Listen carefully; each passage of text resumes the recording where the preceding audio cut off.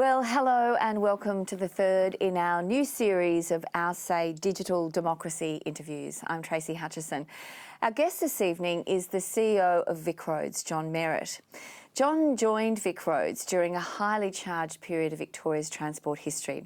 When he was appointed, a Liberal government determined to build the East-West Tunnel was still in power.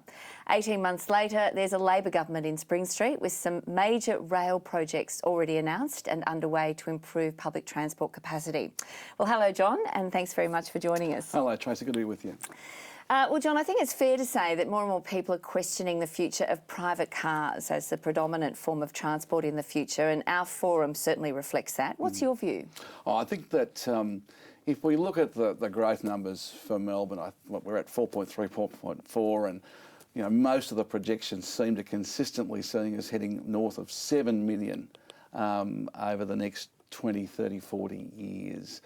There's absolutely no doubt that we won't be able to continue to move around the city in the same way that we do now. We'll need to be making much more use of more productive ways of moving people, public transport, and obviously having more people walking and cycling as well.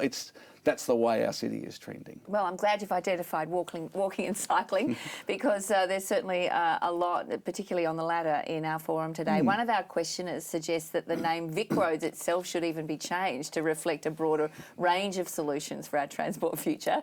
How do you think that would roll in your department? Well, look, it's interesting. I suspect that the person who sent the question's familiar with some movement that we've seen in other cities around the world, cities that we're actually competing with in this Livability Stakes, London, Vancouver, for example, where they have moved to join up transport agencies under an umbrella organisation such as Transport for London or something similar like that, to make it really clear to agencies like mine that this is an integrated business. That we often talk at VicRoads about, I'm running an organisation and part of thousands of people that's been around for 100 years, actually 103 years. And for all of the last century, we were out there building roads across a young country, from Melbourne to Mildura, to each of the borders. And we are at the tail end of that work. What I think of as the nation building part of it is coming to an end. We've still got duplications on the Princess Highway East and West, and we're out there on the Western Highway today building big roads, but they really are at the end of it. The challenge in transport now is not about that nation building phase, is how on earth do we make cities, regional cities, and then for country people, how do you make those lives livable under the greatest population growth that we've seen since the gold rush? Well, let's get down to it. We have yet another lively forum, 44 questions, 449 votes and 24 comments. We're going to depart a little slightly from our normal practice tonight because, in fact, the first and second place getters with questions asked very similar things. So we're going to treat those two questions as one, although we will hear from both of them. First, let's hear from Tim Reid, who, if I'm correct, was the unsuccessful candidate for the Greens in Brunswick at the last state election, but only by a few hundred votes. More of us would get on bikes if we had separated bike lanes to help us feel safe on the road. Inner city roads like Sydney Road are congested and trams are too crowded to even board. Removing on-street parking will make room for separated bike lanes and prevent dooring. When will we see it happen? VicRoads has already been informed about our plan to revitalise Sydney Road. It's available at sydneyroad.org. We want to move the car parking off-street to provide safe space for bicycle lanes on-street. Council has already voted in support of our plan, and only 30% of the local traders are against it. So will VicRoads consider doing a study into the clearway traffic impacts of safe bicycle lanes on Sydney Road? Well, two questions for you, John Merritt, Jonathan Nolan and Tim Reid. What's your view about what is a really quite vexing issue in the inner north of Melbourne? Yeah, look, it's interesting that of all the questions that attracted a lot of interest, both of them were around that inner north and actually quite clearly around Sydney Road. Look, I think the first point is quite true, that our research equally indicates that people want to walk more, want to cycle more, actually want to use public transport more. But one of the things that stops them is that sense of feeling safe, and that the research indicates you've got to separate people from cars to get that feeling of safety. So I completely accept where they're coming from. The issue, of course, is that, and some great work's been done around the Sydney Road work. Although I was interested, only 30% of traders are opposed. That's a lot of people, and increasingly the work that we're doing at the moment is it's not about just taking any road in isolation. Traffic moves like water; it just finds its next lowest point. So we're doing a lot of work at the moment, which is trying to identify those critical corridors and those priority routes for public transport, for cars, and then for active transport. And that's the work for us. I mean, there are, I think, looking at the counts this morning, there's about 20,000 cars and trucks heading up and down Sydney Road a day. That's a lot to displace. Well, it is. Into the other roads. So what do you do with roads like that function both as arterial roads but also major shopping strips as well? Well, we're doing a lot of work around what we call movement in place, trying to set a much clearer criteria around key places and key movement corridors. So Sydney Road is a challenging one. Our best asset in the growth challenge for Melbourne is obviously our tram system. We've got the largest tram system in the world. We also have the slowest tram system in the world. And our challenge, and it's quite clear in a lot of them in the Plan Melbourne discussion paper that's been put out again for the refresh debate, that part of lifting up the performance of the tram system is to shifting more of those routes to a light rail site service where they're not sharing the corridor with the car. So we have to look at each of those tram corridors in that context. We're then going to try and look at where we can move cyclists and pedestrians in a way where they do feel safe.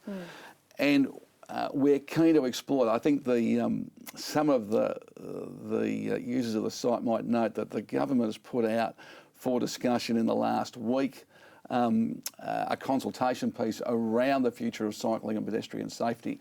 The government's committed $100 million coming into this term to invest in active transport. It's now out consulting with the community through a number of workshops and online to see how that might best be done, because there's quite a bit of, I think, input necessary as to what will create that greater sense of safe movement. How can we get the most out of this fantastic asset we've got in our public transport system? In the interim, where are we going to move these cars to? Because they won't from day one just jump off one onto another. Will they head down Melbourne Road or down St George's Road? How many can I push out onto the Tullamarine Freeway, because we're widening that and got some more capacity? And what about where do the cyclists? Where are you planning on pushing the cyclists out onto that? There's the upfield bike path around Sydney Road. should we be looking at moving cars and bikes in some ways off that road completely? Well, potentially. I mean, Upfield's carrying about 900 cyclists a day, the bike track, and is quite constrained. It looks to me like something that was configured as a recreation path and is now fulfilling a vastly different purpose. And we know, both in our own work in Melbourne and looking overseas, the contemporary commuter bike paths have to be much wider than the way we're building it, and certainly much wider than Upfield. And there's quite a few constraints about widening that there. And then how do we, if we are to configure Sydney Road for a cycling path alongside the trams? It doesn't leave much room, does it? And I know that. No, it doesn't. And what about the traders' view? Because removing parking to allow for a bike path, for example, on Sydney Road, wouldn't go down well. I mean, how do you imagine the traders would respond to that? Look, historically, it's not gone down well.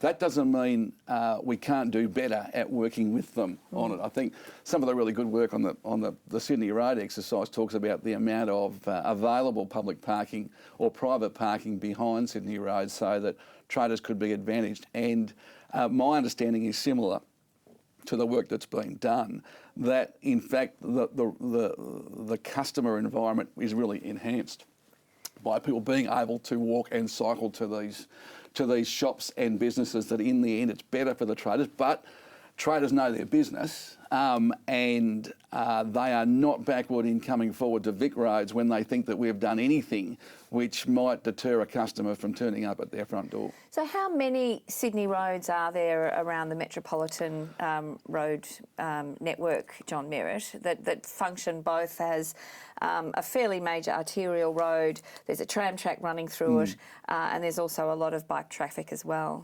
So we've got parts of Nicholson Street have a bit of tension around that. Our most obvious ones are Swan Bridge and Victoria, running through Richmond. We've got Chapel, which tries the same trick as well, and a couple in that area. They're Brunswick the ones. Street, Brunswick Street as well. Brunswick Smith. We've got a number of them which are really in the future are now and are going to be fantastic parts of Melbourne. Melbourne's... How do you do that though? When you say it's going to be a fantastic part, is it a fantastic part in your mind because there's going to be bike paths and no trams, or there's going to be trams and bike paths and no cars? You know, what do you mean when you say that in terms of livability? Well, because the reason why I think they'll be fantastic, and it's not for me to jump to how the city makes the most of it, because that's what we're trying to engage on, but Melbourne's, a part of Victoria's economic prosperity is at the moment really closely coupled to the Melbourne CBD prosperity and the prosperity of that ring. So every city in the world that we're holding ourselves up against is pumping everything it can into this vibrant inner network, and we've got one. And one of the characteristics of them are these great places where people can move and dine and shop and do things like that. Not only have we got them, we're getting the density of accommodation being built around them, and we've got a tram system running through them. So we're actually in a really good position to make them, or to build on what's already an attractive place. But there's no question that when you look at other similar streets around the world, they are downplaying the car presence in those streets. So what about the CBD then, John Merritt? How does that fit into the view of one of the world's most livable cities? You've already compared Melbourne to London, a place that introduced a car tax. Very difficult to park a car in the middle of London. Should we be moving in Melbourne to a situation where planning experts, like former Labor Planning Minister Justin Madden is an advocate for this, no parking at all in the CBD? Should we be moving to that? Yeah, so again, already Melbourne is configuring itself to be quite difficult for cars to move in and around. We have to, because the bulk of movement through Melbourne now is on trams or on foot. So all of our traffic light settings throughout the city are all set to favour pedestrians moving across the road and the trams getting through. If you drive through Melbourne, you'll know it's quite slow. It's also extremely expensive to park. The cities that, again, we're looking at aren't banning cars from the city. They're not telling people how to live their lives, but they are making the most healthy and productive options the most attractive.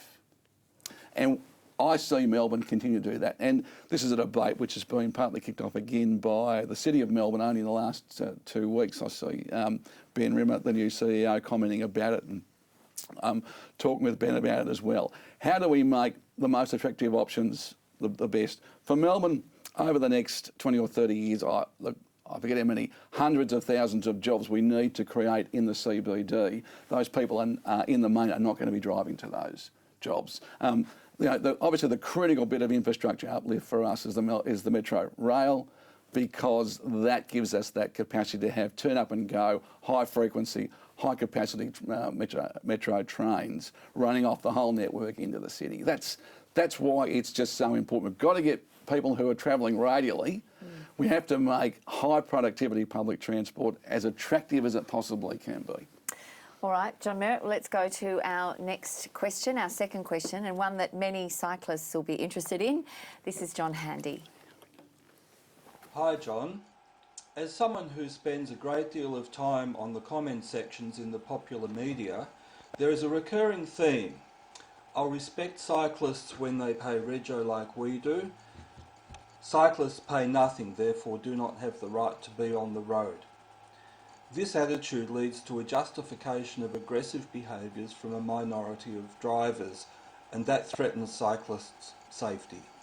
Is it possible for Vic Roads, perhaps in association with the TAC, to improve driver education regarding cyclists in general and in the specific matters of what Rego really pays for? Thank you. A pretty vexing issue, I think, that idea of cyclists on the road and the view that perhaps a licence or a registration is the way to perhaps manage that usability or that use of the road. What's your view on that? Well, I certainly don't think that a registration of licence of cyclists is warranted given the administrative size of that task, and I'm not aware of anybody who's doing that. I think the point that's being made is there is an unhealthy relationship between some car drivers and some cyclists.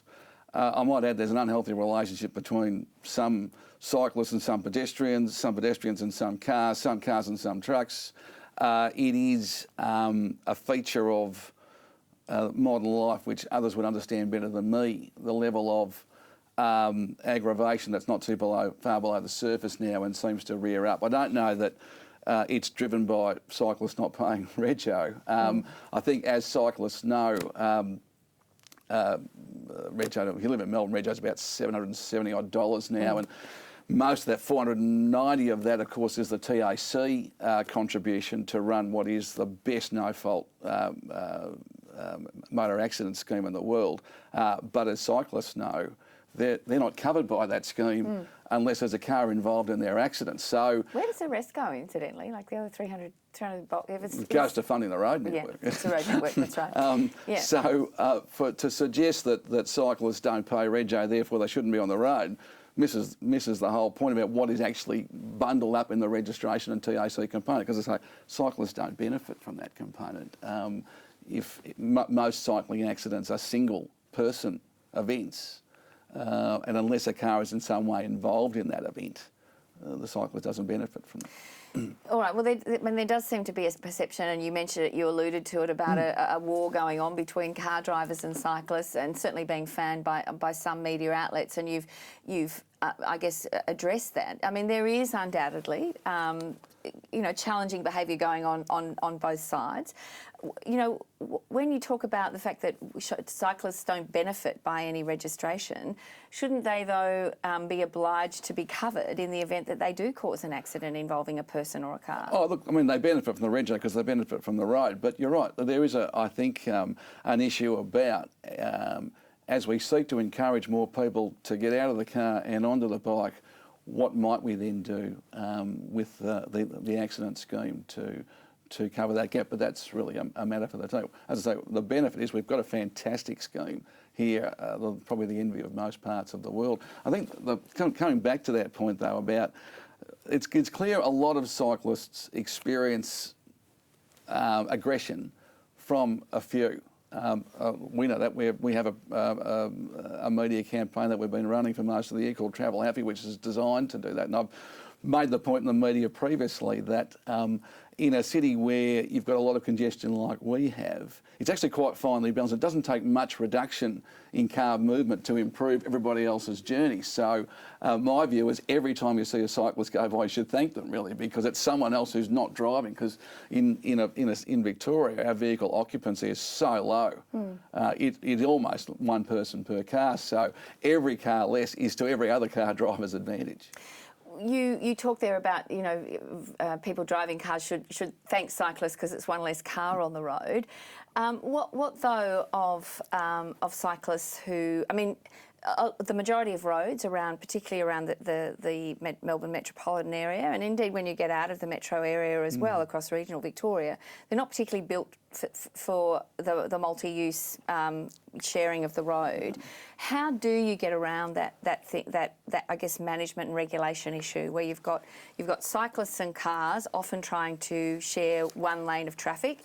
We're encouraged as drivers to give cyclists a metre, but often if you give the cyclist a metre, you're actually on the other side of the road. Yeah. So it's a pretty challenging one, I think, for everyone. Look, it is. Melbourne wasn't built to accommodate these 2 and sometimes 3 modes, not to mention the pedestrian side as well. So we can certainly try and encourage people to accept that reality, but ultimately the thinking and the planning that we're doing is about trying to give all mode users the best corridor journey that we can and give them information about how that corridor is functioning for them and do everything we can to encourage them to use the best pathway to their destination.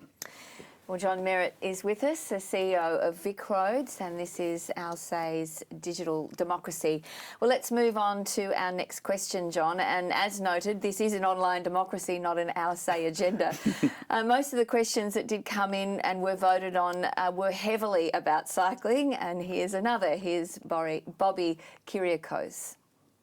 What is VicRoads' plan to provide safe commuting for cyclists in a 15k radius from the city centre? As a cycling commuter, and I ride from Essendon, my daily commute is fraught with danger. Well, another question about the bad behaviour towards cyclists. So it's obviously an ongoing one. We know we've seen dooring, we've seen some really terribly tragic things. Perhaps worst of all is that lack of awareness, the checking of the mirrors.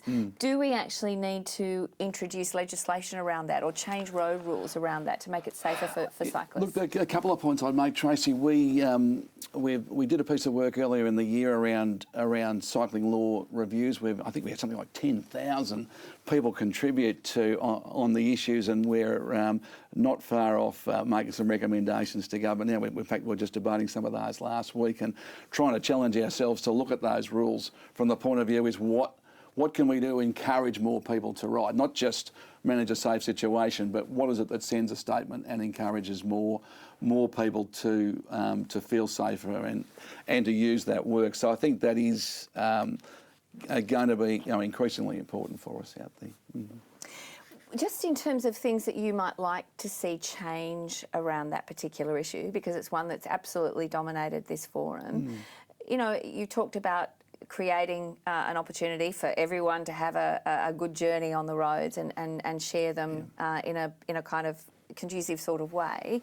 What do you think then are the key things that need to change? Look, again, in my experience as a cyclist, when I ride to work, I don't ride at the moment because it's actually impossible for me to walk, but my experience was that it worked for me when I was in a separated space, actually not even on road, in a separated space, because I enjoyed that natural part of it as well. And I think that allowed me to actually relax and make the most of it. One of the challenges we have now, and we're seeing this around the world, as the push to cycling is growing in every developed city, we've now got a challenge between the commuter cyclist who's in a hurry and the more recreational / commuter cyclist who wants to take their time, and the whole passing issue and the width. And that was an issue that was emerging when I was riding to work as well. But our vision is to make it as attractive as we can, because there's no doubt it is a great way to start and finish your day. It contributes to that level of extra activity which we need for a whole host of other reasons which the cars don't afford. There's no doubt in my mind it contributes to people's mental well-being as much as it does to their physical well-being. So the gap is to try and create routes where it's separate. So look, the work that we've been doing in creating separated routes obviously goes off. If we look at the Canning Street route through Carlton, I think today it's probably running about 2,000 bikes on it. We recently, with the City of Yarra, opened up the Wellington Street, Copenhagen style path. When we put those routes in place and they give people that feeling and give them a direct route and take them away from the more polluted side of being a busy road, people just flock onto them. So the onus is on us to plan and design those routes. We know that our journeys on the key paths along the river are just growing like topsy. So there is a huge demand, but as Bobby said, he doesn't want to get to work in the city feeling exhausted. He wants to actually get there feeling as though he's done some exercise and it hasn't been a stressful experience for him. Well, we'll move to another matter, John, and construction is already underway to widen the Tullamarine Freeway, and there's still a lot of angst around Punt Road, the great north-south thoroughfare across the river there. What do you believe in terms of Vic Road's approach needs to happen on Punt Road? Is there an inevitability that it has to be widened? Oh, look, nothing's inevitable. I mean, there's obviously a planning panel at the moment looking at the acquisition overlay that exists, and we've put some material in the public domain about that. Punt Road, Punt Hoddle Street, the corridor provides a really critical north-south bypass to the city.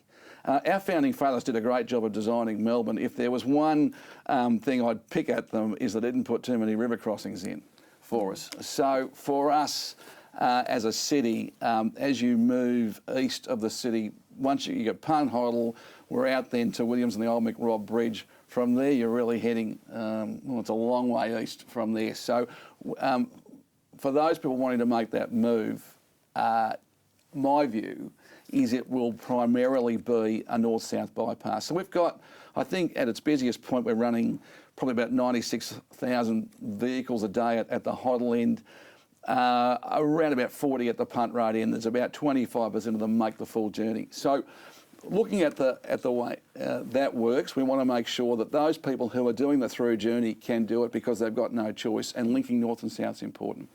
The other critical part, however, that Punt Hoddle plays is that more than 200,000 people go east-west across it, most of them in public transport, fortunately. We've got to make sure those trams and buses get a good run.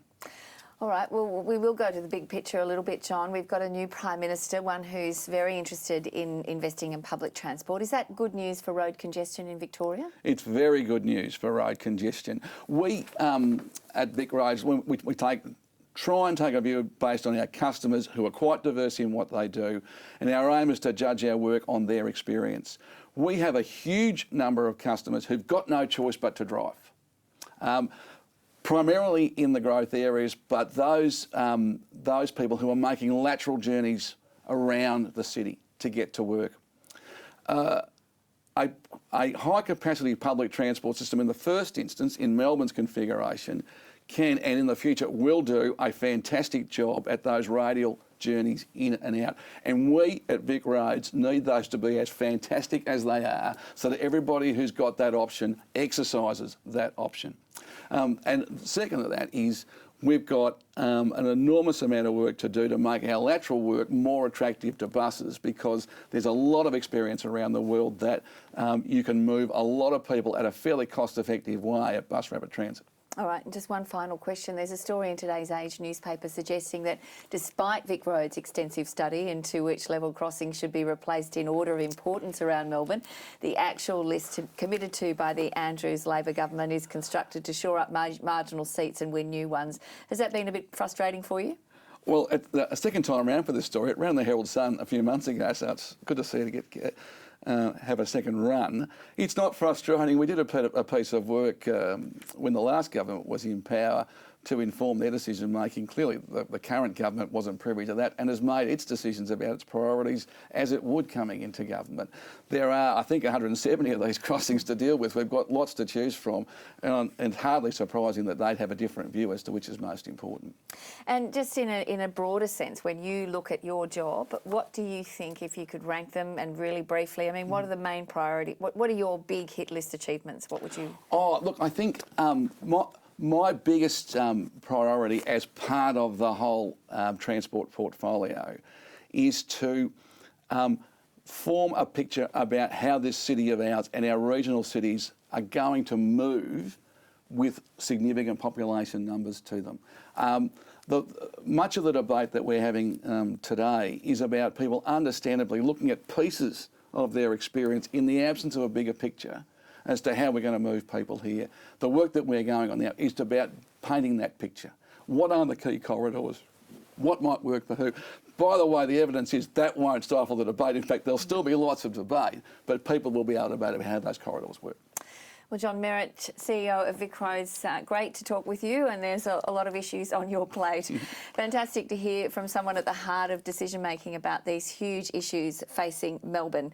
I hope you found it interesting too. Thank you for joining us, and thank you too to the Our Say community for participating in this very lively forum, and we hope you got the answers to your questions. Thank you to Swinburne University for its support in allowing Our Say to use its studio facilities. This program will be available as video on demand later tonight, so please find it on YouTube and share it with your friends. But for now, from me, Tracy Hutchison, it's good night.